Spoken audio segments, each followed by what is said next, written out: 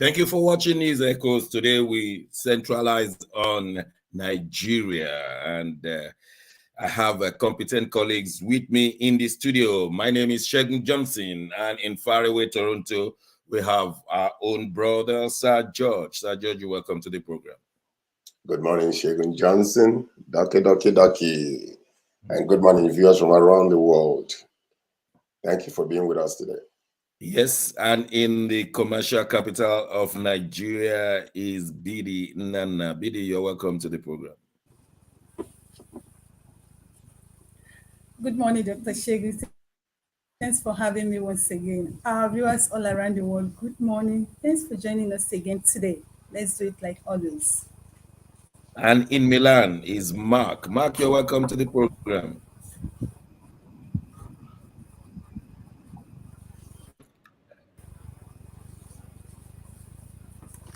Morning, Dr. Shegun. Morning, Sir George. Morning, BD. It's good to see you guys again. Another beautiful day to dialogue. Beautiful indeed. The G20 has finished the Delhi meeting, and each country is picking what is best for it. Of course, Nigeria is not a member of G20, but the Nigerian president, Bola Ahmed Tinubu, was invited by the Prime Minister of India, and he allowed him to take fringe meetings. And stories came out that there were investment deals made at the meeting. President Ashwaju reportedly went with 120 ministers and businessmen so that they could get direct investment to Nigeria. However, many have said all of these are just promises until we see them on ground. Some went ahead to say that Buhari got so many deals, never materialized. But let us see the importance of this particular G20 meeting. Deals, are they real deals, or they are just to fortify the acceptance of Bola Tinubu's presidency? Let me start with you, Sir George. Well, visibility is everything.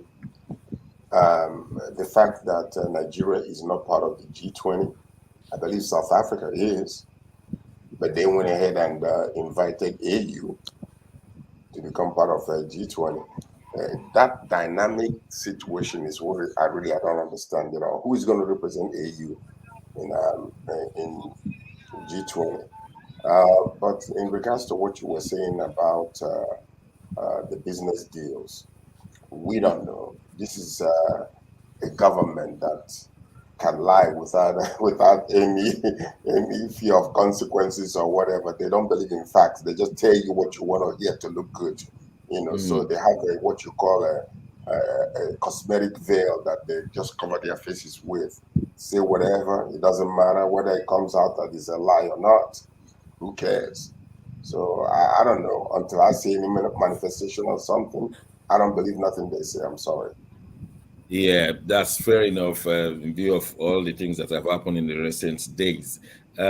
Massive Mark, we are told that it was the presence of Tinubu that made them admit AU into the membership of G20.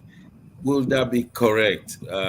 Because AU has existed many years before now, and they're now given the same status as EU. Although there are many European members of G20, they're trying to say it's a big status for AU. And like George said, how big is it? Because how will the interest of Africa be represented when Africa is not one nation? Does it mean that it will be another form of sending their boys to work? But more importantly, is it because Tinubu has gone? That is why AU is a member of G20. You said it all, Dr. Shegun. It's interesting how a lot of times APC, Tinubu ascribe prominence to themselves. We know that the G20 has been on, even though some of these organizations are beginning to look very, I don't know, like less bulldog. the group of 20, G20, it should be a premier forum for international economic cooperation. And it's been known since its inception in 1999. EU joined because, yes, like you said, EU is a strong bloc here in the West. AU being invited, take note that there's a step to this joining. You don't just join because they said it. You go through some steps. So yes, the invitation has been put out, but we are yet to see if it will be confirmed. It has nothing to do with the Nigerian Bola Ahmed Tinubu being there. It is a plan that has been known since 2017, when AU requested to be part of this G20. So let's hope that it brings something, because the AU itself, like you just said, Dr. Shegun, AU is not living up to expectations. We've not seen much coming from AU. So they are not united again, like you just said. You said it all, Dr. Shegun. So let's see what comes out of all of this. We hope something good will come for Africa. Let me formally welcome Dr. Ibe from Moscow. Dr. Ibe, you're welcome to the program. Thank you so much. I hope you can hear me. I hope I'm audible. Very well. We can hear you very well. Yeah. Okay. I thought you were having lunch with North Korean president. that was the impression that the Russian president needed you to be there, but it's okay. You have left them. This is more important. Bidi, the presidency has announced the Tinubu Ahmed's Delhi presence as very important, as the best thing that has happened to Africa as a continent. It was when he was there that AU was made a member, just like EU. It was when he was there that many things happened. He even used the occasion to meet with the Arab Emirates High President immediately after the Delhi meeting. He met. How far has all of these helped his rating at home?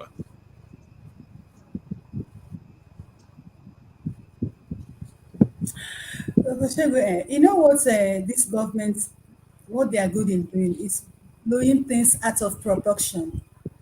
Do you understand? Going to G20, going to Arab Emirates, what does it bring to an average Nigerian? First, Nigerians even criticize the number of people that followed President Tinubu to that summit. Do you know what that cost to Nigerians? Over 120 people with their aides. That's one is a difference in Nigerians argue that they don't like that. Now, going to G20, what has it brought to Nigerians? Nigerians are not member of this G20. That Buhari, Tinubu went. Sorry, why am I calling Buhari? Tinubu went. Maybe there's they no didn't even difference invite anyway. Nigerians to There's no difference between them. Rather, they're inviting AU. What does that tell you? They said there's no difference. But South Africa is a member. Why can't Nigeria be a member directly? Buhari and Tinubu. Tinubu and Buhari are one. Yeah, they're the same. There's no difference between them. them. Sorry, it's okay. No, it's okay. It's okay. Now, what I'm saying is this. Nigeria went there. They didn't invite us to come and be a member. They're inviting AU. Why don't they invite Nigerians to come and be a member? That's okay. Then when they said why he took a lot of people to go is because they are sourcing for business opportunities, which they told us they discuss a lot. Now, it's not about discussing. You know, we are talking country. We like to talk. But this time around, Nigerians are resolved out of talking. We want to see actions. They've told us a lot of things they discuss.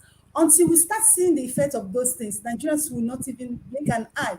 Now, there's another thing that's happened to this. There's a news going on in Nigeria. They said PDP government is mocking Buhari attending G20 meeting. Now, if you read that news, it's not actually mocking. But you know, we the media people, we the journalists, there's a way we twist stories, you know, to give us relevancy or to give us a trend, or maybe probably to call the attention of the ruling party party or ruling administration, how can you go looking for investor when the ones you have already in Nigerians are not doing well? In this country, we know how companies are leaving Nigerians on a monthly basis. I don't want to say yearly basis. They are leaving this country because of monetization, because of corruption, because of harsh policies. I think we should take care of those things before we go looking for sourcing for other investors. Because if we get those investors, if they come to Nigeria, they'll still live like the others are living. That's just what I think about this. They should stop making noise. I think this G20 is just to reaffirm Bola Ahmed Tinubu presidency. That's just what I see in this G20 Yeah. And some summit people said attendance he by went Bola Ahmed all. Tinubu and APC person. Oh, thank you so much. You have opened a new window. Some people said he went early so that he would not be at home when the judgment of the presidential panel was being read. Well, they said so. I don't know how far that is true. But Dr. Ibe, after the Delhi meeting, he then went on to meet with the president, the high president of the UAE, and Aguilera, something like that. I think that's his name. I'm not too sure. Anyway, he's a senior presidential. I've lost count of how to mention. Um, he's a media man. Came out to say that. I honestly don't.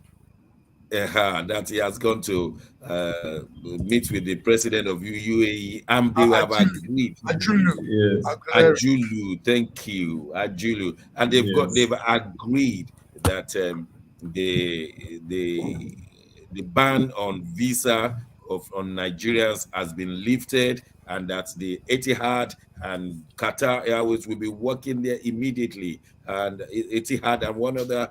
I mean, so many juicy things, and many Nigerians jubilated, especially those who have bought houses in Dubai, those who have families in Dubai, those who want to visit Dubai. In fact, the jubilation was very, very emotional. I saw many people, including an actor called Afolayan, all of them jubilating, only to be punctured that no, it's not the same thing on the other side. Is there any explanation for these, Dr. Ibe? Yes, most of the time, meetings between political leaders in more in advanced countries, they are usually well articulated and planned out. But sometimes there could also be some element of hyping to kind of let the policy representatives, in this case the president, to understand what is expected of the by the people or by the media. And there was some hype in there which turned out to be an exaggeration, to say the least, to be more diplomatic. But some will just call it an outright lie. But the fundamentals have not changed. The fundamentals have not changed in the sense that what were the reasons for the behavior of the UAE? The first can be linked to migration risk. Yes, and the truth is that those people who are rejoicing now, it's only a few of them who have houses in Dubai.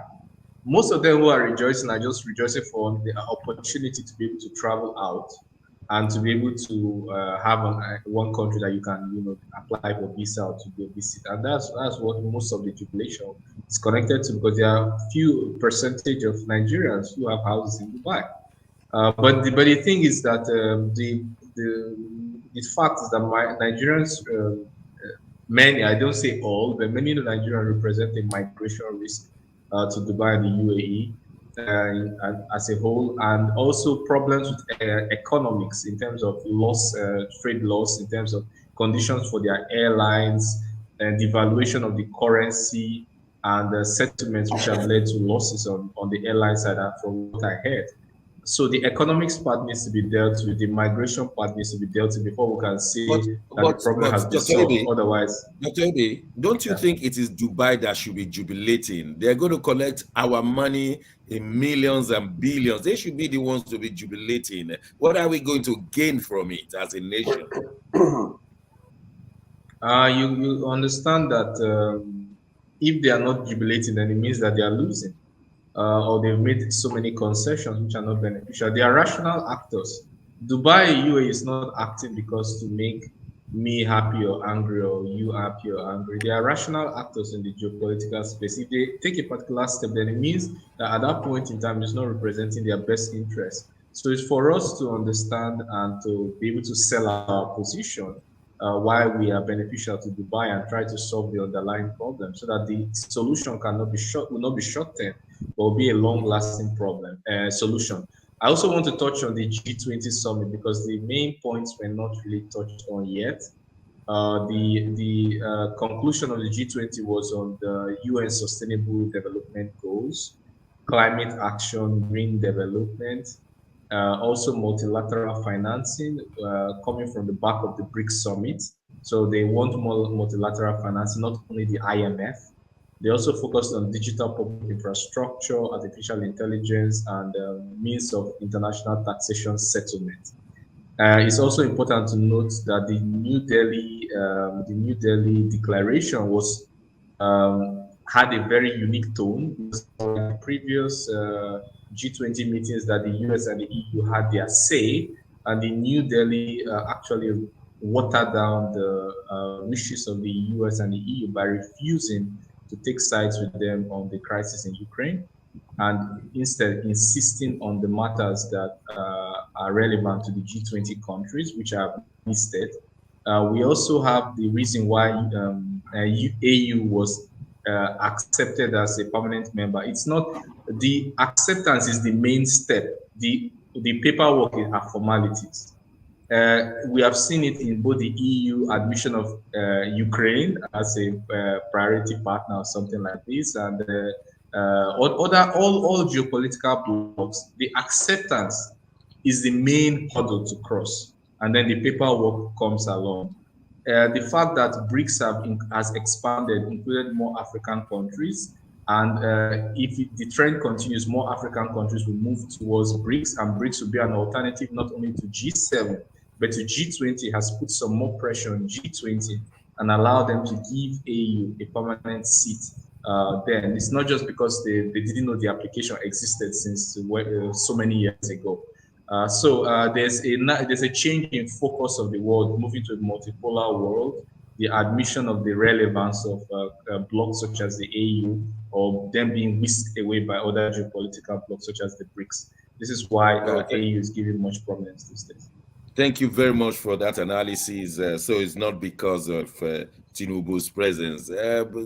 Sir George, is this how Nigeria will continue to be behaving in the Committee of Nations, just to spin things without necessarily having the fundamental issues addressed? Is this how we continue to spin things? Well, this is the smoke from 8 years of incompetent government, a leader that was there without knowing his left from his right. I'm so sorry, but this is exactly the smoke that is coming out of that leadership. So what you're seeing today, by the way, Bankole Joel, good morning, my brother, welcome.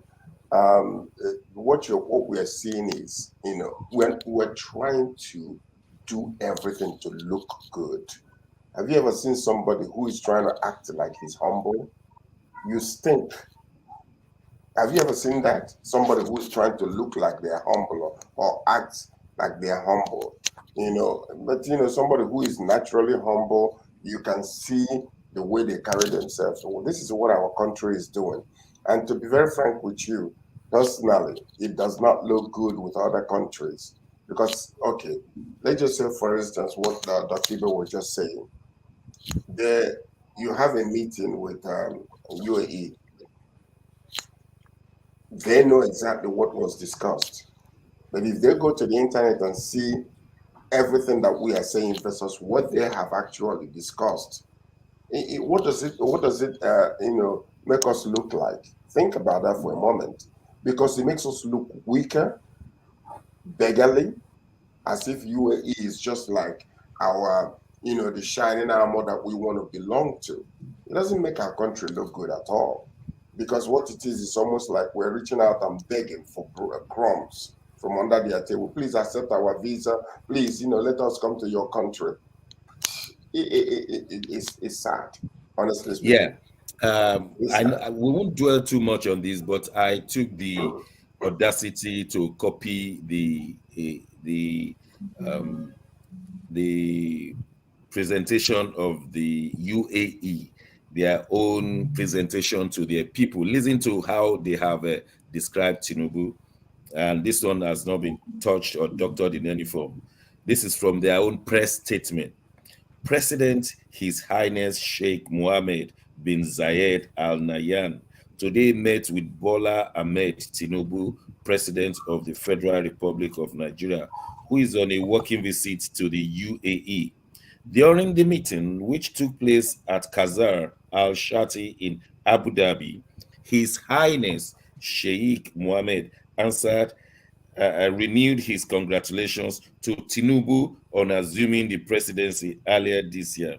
Next paragraph. His Highness expressed his hope. Now you will see them honoring their president with his title.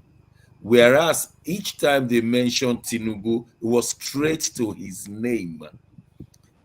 In international relations, you give a man his title. If anybody was to talk about President Biden officially, it will be President Biden, President Biden. Here, it was His Highness. But anytime they are mentioning Tinubu, it's straight to his name, as if he's a common man. It's not normally done. It's not diplomatically done. I hope they see this in Nigeria, as I have seen it. Because Nigerians, they're talking about the president of my country, no respect to his name. Whereas on the same page, each title was given to his counterpart. I don't know whether I'm overrating this one. Mark, what do you say? Sorry, who went to beg who? Who went to beg who? They're not begging. We're not begging. Okay, who traveled so many hours? Okay, who traveled so many hours to see who? Yeah, but they could still give us a bit of dignity. A bit of dignity. The dignity comes from the way you carry yourself. Yeah, I understand where Dr. Ibe is coming from. Even if you went to beg, there's what they call beg with respect. If you saw some of the videos, you saw how our president was hugging people. The way he was, his expression and the way he thought he went for Owambe. Sorry, but that's what I see. Do you understand? Your body language, your posture, the way you present yourself has a lot to do. Do you understand? In the way people will respect you or address you. I think that has a lot to do with us too. Thank you very much. Yes, these are very potent things you're all saying. Normally, in the international world, when a man is taken as a president, he goes through a class of courtesy, how to talk, how to shake, how to greet, how to dress, how to. Yes, there's a school for that in the Western world. So I don't think Nigeria has that mentality yet. So our leaders come like that, lousy, with all, they just put themselves through, and they don't know that. No, I disagree today. It's not just our leader. Buhari did not do that. I give it to him. He's not here. No. He did that in his speech making and in some other. He did that, but not in not the hugging way. His was in his speech. Some of his appearances were very cranky. So let us make this. Let us. I believe that. I believe that he must have been taught because the Ministry of External Affairs, they are very particular about that. I've worked with the Nigerian government before at the national level, and once you enter a country, the Nigerian mission there will come and tell you the do's and don'ts, the saying and don't say in that particular country. And they will teach you that you have to, if you are the head of the mission, you have to kiss them 3 times on the cheek, if that is what they do in that country. They always do that. But you have to be careful with Ashiwaju that because of health challenges, he may not be able to grab his opposite counterpart very well. You saw that where all his photographs where he was standing alone, he was using his left hand to hold his right hand because of his physical challenges, health challenges. And so we know about that one in Nigeria. So he may be hugging them in a non-conventional manner because of health challenges. Yes, yeah. Use them as otherwise he will fall down. So we're not berating him. It's not his fault that he has health challenges that will not go away. The only fault is that why do you contest? Anyway, we have to move on. Thank you very much. We are trying to make our eyes open to this so that Nigerians could learn when next they vote, who they vote for, and the expectations, and to wake Nigerians up. That's why we're having all these talks twice a week. We want to wake people. Dr. Shegu, Dr. Johnson, Nigerians voted for who they wanted. Exactly. Dr. Johnson, that's the point I want. Nigeria voted for who they wanted, but the 3%ers chose what they wanted to do. So let's just leave it there. They know who exactly. To vote So don't school Nigerians on how to vote. Nigerians actually know how to vote, and they voted. But the issue is here: the power that be. What they want is what we are facing now. It's not about Nigeria. Nigerians know how to vote. It's not about election, about selection. Okay. Exactly. Okay, maybe I should have said those who are selected should take this into consideration. But I would play the devil's advocate and say that the opposition candidates didn't play enough geopolitics. They put all their hope in one particular geopolitical power who had a clear, obvious preference, and who saw their candidate as a model for democracy. So I believe that when you don't have the military, you need to have a geopolitical power. Well, another point against that will be that BVAS that you spent 352 billion naira, which they swore is the new way and is also from the law. They threw it away at the judiciary. So how do you explain that with geopolitical discussion you just said? Exactly. Oh, you know all the people. Let me answer that. Let me answer that. You see, I'll give a very good analogy. You see Switzerland. Switzerland is a country that is known for privacy of banking and all of that.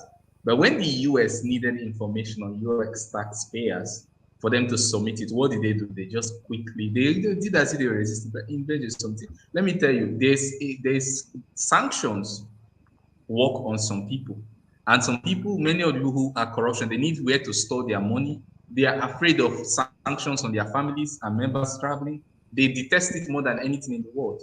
In fact, many of them will even sell Nigeria if not to get banned on visa. Many of them who take a lot of decisions in the country are very, very who take decisions against the people are compromised. Let me put it this way. So it's very, very clear. There's nothing to. Okay, I know we are going on break very soon. You listen to what Wike said, the Minister of FCT. He said after the court's judgment, he said that Nigerians should understand that that they know that the youth voted for Obi. The majority of Nigerians voted for Obi. But what Nigerians should understand that is not Nigerian politics. That when you understand Nigerian politics, that you understand it's not about your voting. Wike said it. Now my question is this. If it's not about our voting, why do we keep wasting money voting? We spend a lot of money in election. Why can't we just sit and do this selection? We spend money, we lose people. Why can't we stop election and keep selecting? If it's not about if we should understand democracy, you have to say it's called democracy. They want to share this internationally that we are in the democracy. It's democracy in Nigeria. Leave it alone. Wike is a drunk, so he says it like this. That's a very good thing to notice. You know, he said that I know. right after the election, about a week. After the judiciary. No. He said it earlier. He said it in February. That was okay. ago. Okay. One of the reasons. One of the If Nigeria challenges we beats also that, have is having a good referee. When the two sides are playing football, you have a good referee, you have a good result. And in the absence of a good referee, they've even put on a VAR, video assisting referee, to check whether it's right. That's the level that we need to get into. But where the referee is compromised, we have seen in places where one team was scoring 110 goals just to make the next league level. And I'm not lying. Go and check Google. Nigeria is that kind of team. So we'll go on a short break. When we return, we want to look at Port Harcourt refinery coming up again. This refinery came up when Buhari came to power, and it died quietly. Is this one going to come up and die? Don't go away. We'll be right back.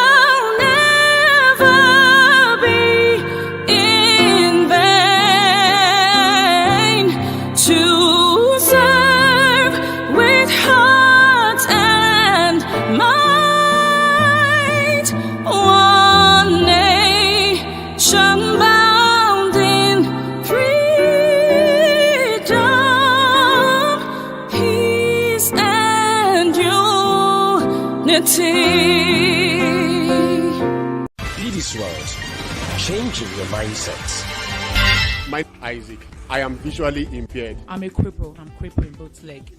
I'm a builder. If you people can able to get me a laptop or smart big phone to be cover project. Baba Aluko from Nigerian Show of the Blind in Lagos State. All I just need now is a smartphone. I don't mind any type. Just for me to be selling my products and facilitate my job. With a smartphone with me, I can do my free traveling on the line and I don't need to beg anybody for money again.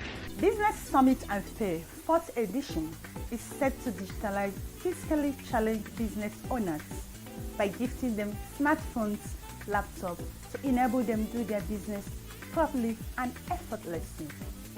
Business Summit and Fair is an annual advocacy business program advocating for friendly business environment for SMEs in Nigeria and fiscally challenged business owners.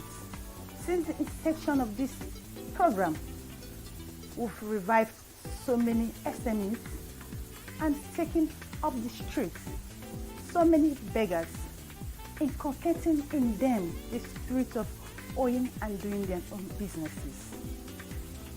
Since after the COVID, many of them have been left behind for lack of having smartphones and laptops. Then they used to have their businesses along the road or in a marketplace. Now there's a need for them to be carried along into the e-market, and we need to do that by gifting them smartphones and laptops. Join us this year, 21st September 2023 at Radisson Hotel Ikeja GRA as we have our annual events. Digitalizing physically challenged business owner. It's the topic for this year. Be part of Business Summit and Fair, where you will learn, discuss, and exhibit your products and services. Join us this year, 21st September 2023, at Radisson Hotel Ikeja GRA for Business Summit and Fair 4th edition. My name is Bedi Nana. I'm the convener of Business Summit and Fair.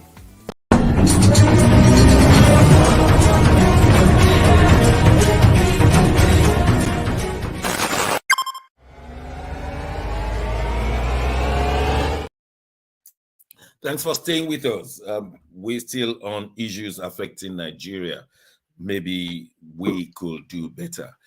We've been told by the presidency of Ahmed Tinubu that the Port Harcourt refinery will be working again from December. And you know, oil is a major issue in Nigeria. It runs our economy, gives us foreign exchange. And if this could be running, then we don't need to import refined petrol anymore because Dangote Petroleum will be there, the one from Port Harcourt will be there. But we recall that when Buhari first came to power in 2015, the body language made those refineries started working. But within weeks, they all stopped. Many have been asking, will this one start working and then fizzle out? Or is this the beginning of a great thing to happen? We need to discuss it now. To start with, how much is the Nigerian government spending to refine these machines that have gone out of use for a long time, which have been maintained, but they have to reassess and rejuvenate? And so is it really paying us, or we should have a rethink? Let me start with you, from you, Sir George. What do you think? You know, sometimes when we keep hearing some of these things, how many operations did Buhari make sure that he went and cut the ribbons for before he left? And how many of those that he did are operating today? You see, because sometimes, you know, I mean, I don't understand. I think what it is because our memory in Nigeria is so short term that, you know, news comes and we clamor about it, we rejoice or we cry, we mourn. 2 days after, you know, we just forget about everything, and they reinvent a new lie and tell us, and we jump up and down, or maybe we just calm down again. The point we're making here is this: Buhari was about to leave. He wanted to make sure that that particular train station, or the train track that they were working in Lagos, he went and, you know, act as if it was opening. Up on today, none of them is true. He went and spoke to Dangote refinery to make himself look good. Oh, they're going to open up in May 23 or in August, I believe. Up until today, nothing is true. And then all of a sudden now they want us to talk about Port Harcourt refinery. Are you talking about Port Harcourt refinery? What have you done since that time? Did you buy new equipment? Did you refine it? The man went there to walk through it. Not that he found out, he did not go back home and then start taking notes and asking experts, what would this be? He just, you know, blatantly just announced, oh, he's going to start working by the end of the year. Who? You see, the point is this: who is the fool here? Is it the people or this government? They don't care about lying. What they want to do is at that moment they say what they wanted to say. Look at what happened in the Murtala Mohammed Airport. The man went over there to walk around, and then what do you see? The next thing you say, oh, we're moving this thing from this terminal to that terminal. No thinking. You just make decisions without thinking. You just pronounce things, you know, without even thinking about the consequences of your action. Look, right there in that airport today, a friend of mine was going there. He said it's chaotic. Took him more than 5 hours to get out of that place. Look at the kind of government we're dealing with. These are jokers, man. Until we get serious in Nigeria, they will continue to make you look like an idiot, a yo-yo. That's what Nigerians are. Because if for them to have the impetus to come and lie like this, because they feel like you're a nobody, you're just a non-entity, they will say in and get away with it. That's the reason why they're doing all that nonsense. Away with that nonsense, man. We don't want to hear all that nonsense anymore. Yeah. So That let's hear how do you copy it in Nigeria? Are you jumping up, rolling on the ground like Afolayan? Hey, they've done it again, BD. Dr. Shego, obvious, some people will jump, and the people that will jump are the people we'll call Abadorians. I don't know if you know them. The Abadorians are jumping up, but every reasonable thinking Nigerian, it does not move them. One thing we should understand is that the same people are still in power in Nigeria. In as much as this Tinubu government people are trying to make us understand, it was Buhari and now it's Tinubu. Nobody is buying that.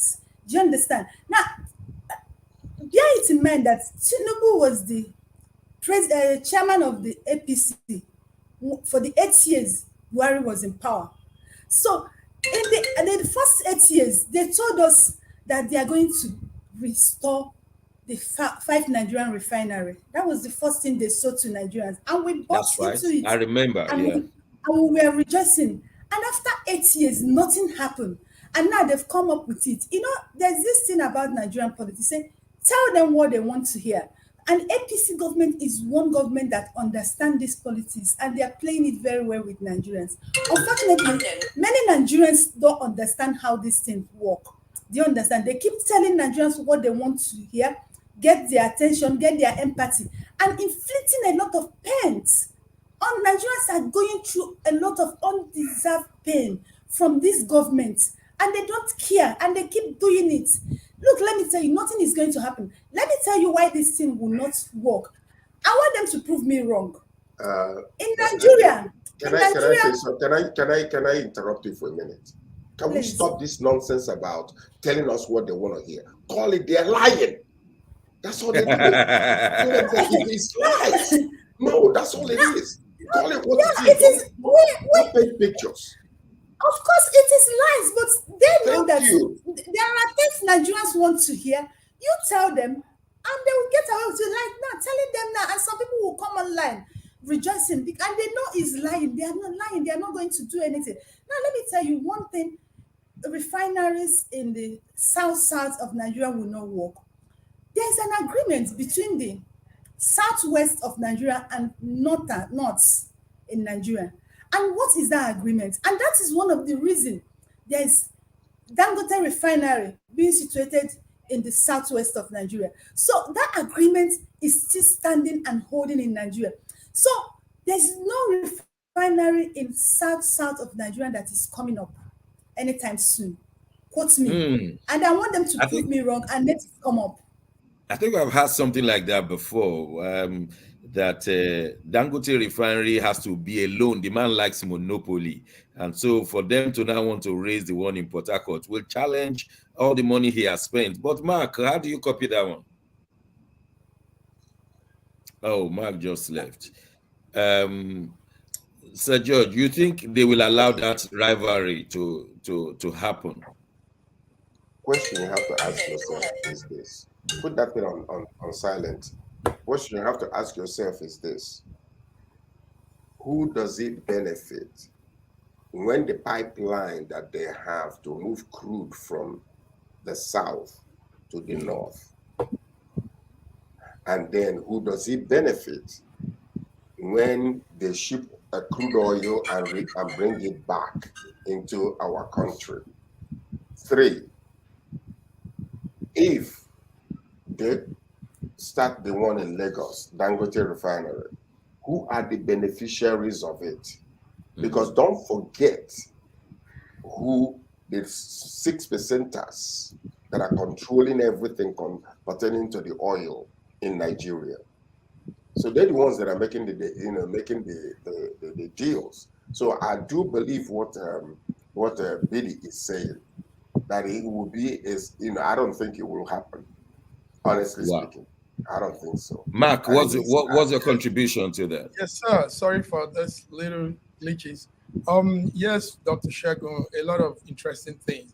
But the APC government has promised Nigerians that the refinery will be working by December. The Port Harcourt refinery will commence operation by December. They also added by saying Warri also will come on stream by the first quarter of next year. Kaduna, not east, will also be on board by next year. This was all added to that statement. So, but with all you're saying, we begin to wonder, because exactly this time last year, Buhari made similar comments. In his words, he said, our first product will be in the market before the end of July or beginning of August this year. And behold, up to now, we've not seen anything coming from that end. So this is what we have. We keep having a situation where they put the people on high hope.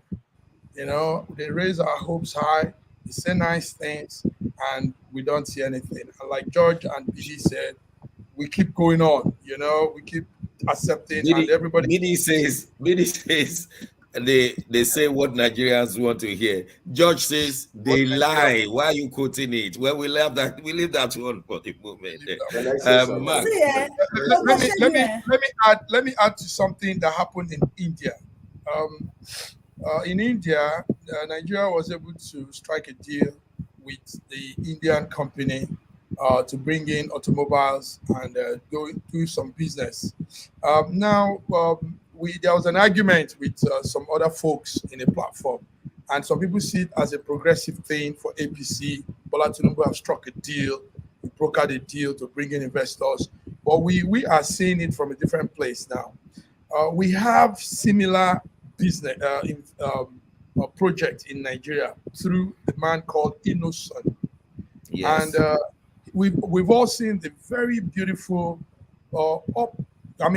good automobile is bringing out. So why are we taking our time to? This is how we've always done, always going out and thinking ours is not as good as, and going to look other people's own and bring other people's into our country. Massive Mark, where is Innocent from? What part of Nigeria is he from? No. Let's leave all that. No. Excuse you. Massive Mark is very, very important. You have to consider it. But we can't be playing this game every time. What part of that's our reality. That's our reality. Massive Mark. Reality there. Because the same APC funded Dangote refinery, Dangote cement, Dangote everything. Now, if we have some these businesses in the southeast, why not look into that and let's do it and make it a corporate Massive Mark. You see, in politics, you don't bring emotions into politics. That's why, that's why you are the one bringing emotion. That's what I'm saying. We don't need to say. No, you are the one bringing emotions. You should understand the reality. Innocent is from the southeast of Nigeria. That's it. And he's not part of this game. You wanting them to bring him to the game, you're bringing emotion to it. Face the reality and say it the way it is. No, I'm not saying it because Innocent is from southeast. I'm not saying it because he's my brother. I'm saying that somebody is doing a similar thing. We have gone to Wait, listen and understand. Are you missing the point, Mark? You are missing what is the wrong point. with you? The point is this: because he's from the southeast, he can't be supported. That's it. That's what I'm trying to tell you. You're bringing emotions. Let's get something here. Dangote is successful because many times he was given monopoly to operate. That's why he's successful. So Innocent is not getting that monopoly. Simple message. Not only monopoly, he gets Dangote get loan without interest. He gets waivers. He gets a lot of things. Dangote is actually successful on Nigerians' money. Now, I want to say something that based on what we are saying earlier. You see, this refinery, they have come to make a statement they are going to restore before December. The only thing this thing is going to do is that it's going to enrich some set of Nigerians because money will be dished out for this. And so many people get rich. And they must. But see that refinery is not coming up. Forget it. they need to tell us how much they are spending to raise that refinery, how much, and who is the contractor getting that money. Well, we have to move on. Sit at home in the Southeast is a thing of the past. Mark, you get that story. Quickly tell us. So, Dr. Jago, the way you say it is so funny. Yes, we are following the news anyway, so we just say to the audience, the viewers that are with us, and whatever other opinions anybody has, that's it. Yes, on Tuesday, the Chief of Army Staff, Lieutenant General Lagbaji, said that the sit at home in the Southeast has ended. This is in his words. There's an operation the army is undertaking called Operation Nduka. Operation Nduka is in collaboration with other stakeholders to put an end to this infamous sit-at-home order that has been crippling the social economic activities of that region. So Lagbaje said they will now put everything. So what this means is the military, the federal force are coming into the Southeast. You cannot use force to stop that force. Do they know that one? Force and does not right here in Finland, in Europe, the man acting as a spokesman for the IPOB organization says, in fact, they are tightening up their sit-at-home plan, and it's going to get more intense. So it's going to be a brutal one, two forces coming together. Thank you, Mark. In one sentence, George, do you believe that sit-at-home is coming to an end? People are already so afraid. They have attempted to come out, and there were some casualties. So it would be very, very difficult to do. The only way we're going to clip this and nip it in the bud is to pick up that fool from Finland and bring him to Nigeria. But who is fueling him? Who is the one supporting him? Who is the one making sure that the Southeastern businesses are being stifled and being brought to their knees? That's the question. Who is it? So I'm just mindful of the time, Judge. Biddy, you have your ears on the ground there. You think it's coming to an end? Well, they are using the military power to force it to get to an end. But will that stop it?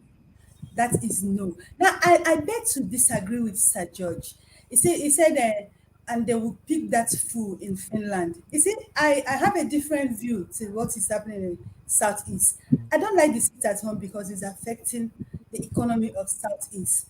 Do you understand? But the truth is this. Now, they are using the military rule to stop this sit-at-home by force. Still, people are not coming out. Do you understand? People are not coming out. Now, the Nigerian government will say that we'll have peace and unity. And there's no peace in Nigeria and there's no unity. Now, when there was problem in the South, the government called the militants for negotiation, for talk. The Boko Haram, they called them. The Boko Haram will know today. They forgive them. People who kill people for nothing, they forgive them. They put them on salary. They put some on stipend. They take them for international training. But this people in the South, in this IPOB, nobody wants to listen to them. But you want to force them to listen to the government. That's okay. That's if they feel massive one. I think it should be a topic of discussion. I'll be fast about it. Now, I want to, please, 1 minute, please. Now, I want to disagree with Sir George in some area. I said they will pick that MAGA from Finland. Now, my question is this. If the Southeast leaders, governors, and technocrats and politicians were at home, if they have a relationship with their people, the young ones will listen to them. But what we say today is that nobody in Southeast can speak to any Southeast person and they listen. That's why they are listening to this boy in Finland. That's why it looks like Nnamdi Kanu has a different personality. It's because the leaders of Southeast have lost touch with their people. And why is it? Because their people cannot even believe them. They don't Yeah, believe that yeah. they have their The interests governors at are heart. collecting subvention every month from the federal government, Exactly. so So they don't I want don't, to I compromise their don't own blame the, prestige. I don't blame the guy in Finland. I blame our leaders, because if our leaders are in touch with their people, that boy will not be there and be giving order, and they will be accepting. The Southeast leaders should be ashamed of themselves, It's a not food for going thought. after. Honestly, we're bringing this back, but I have two Yeah. major things to discuss right now. The well-known first chartered accountant in Nigeria, Akintola Williams, died a few days ago, and Nigerians are mourning him. And we understand he was an embodiment of action. He was known to have said something special. What's the secret of your business? What did he say? Who knows? Yeah. Let's hear it from you. Yeah, tell us. I didn't hear that one. Oh yes, I understand. He said that is about passion. Whatever you have to do it with passion. With passion. That's right. Yeah, with passion. And The for wonderful. Sorry. Interesting thing is, Papa was 104 years. That was, Yes. that was. He lived a good life. His name was synonymous with accounting in Yeah. Nigeria. Yes. I mean, you have to for your CV to have Akintola Williams, then you are going to get a better job. Yeah, he's the first He did a major chartered accountant in Nigeria. He helped the music industry, the film industry in Nigeria tremendously. Wow. He was part of the group that he really represented them quite well. So that's one of the things that, he did well. And his brother too. What's his brother's name again? Yeah, that's him there.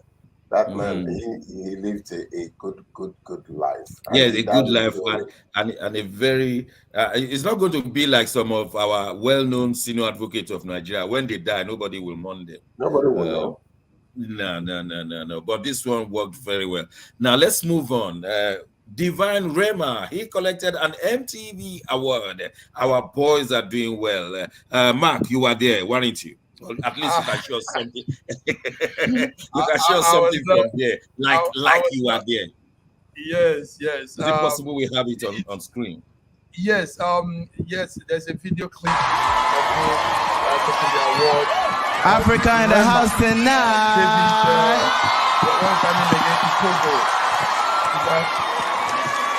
First of all, I want to give big thanks to God.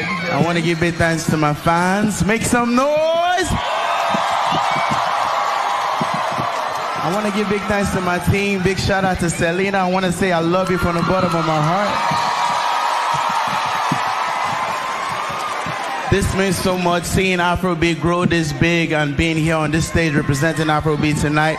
I'm so happy. Okay. But one thing I would... Okay. Yes. Sir George, you amazed me before we came on live show. You said you knew one of his songs. What's one of his songs? Baby, calm down. Calm down. Calm down. Biddy, tell us more about this man. How is he moving Nigeria? My dear, the boy is so favored, honestly. It's not quite slow. He came to Limelight and he's flying everywhere, picking the award as if he's picking them on the road. The guy is doing well. And one thing about his songs are so unique. I'm telling you, and with his voice, he has this touch of natural voice in all his songs. If you're sleeping, you hear Rema's song, you will know. And most of his song gets connected with people, with realities of life. What's the next line after "Baby Calm Down"? What line followed it? I don't know. I'm not kidding. This your body that make me so you want me to stand up and dance for you? No, but our boys and girls are making it there. Calm down, baby, calm down. Sir George, you are supposed to be a man of God. Lockdown. Of course he is. He's a spirit. Calm down. Come on, Sir George. I will come to your show, you know. Oh, young guy. Well, I just have to thank you. I have to thank you, my God. Oh, look at Biddy dancing in Nigeria. Look at Biddy dancing in Nigeria. Sir George, I can't believe it. I cannot believe it. Well, I cannot believe Jesus. Well, that's how far we can go today until when we see on Friday to discuss cultural issues.